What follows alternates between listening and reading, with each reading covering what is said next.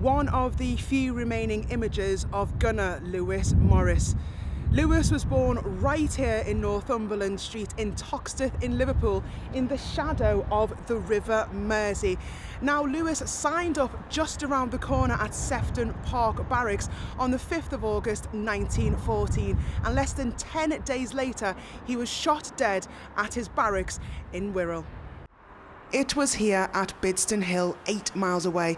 According to a subsequent inquest, Louis was part of a team of 5 who went into Bidston Woods to search for an intruder which had been reported by a sentry. It was here that Louis met his demise in mysterious circumstances. His cause of death was given as shot whilst searching the woods for a spy.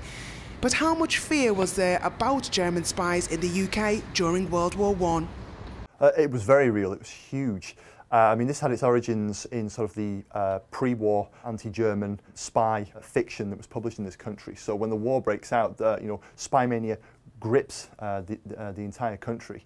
In particular, the northwest. It has a very large German and Austro-Hungarian population. And how likely is it that Louis was shot because it was thought he was a German spy? Very likely.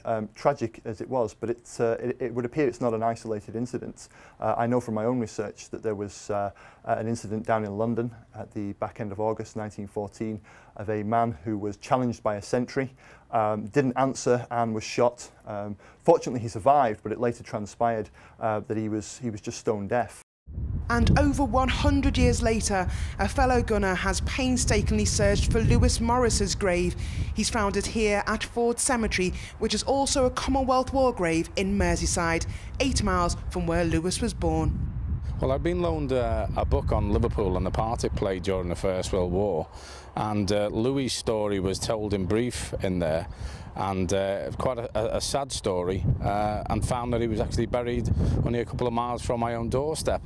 And this young man was a reservist who'd signed up only 5 days before he was killed in 1914, and I had to come and pay my respects. With the commemorations of the First World War happening over the next few years, and also the fact that Louis was a gunner, like myself, I just felt it important to come and pay my respects.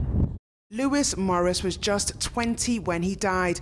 There was no subsequent inquest, and the verdict was that he'd been shot by a bullet, but no evidence to say who, so an open verdict was recorded.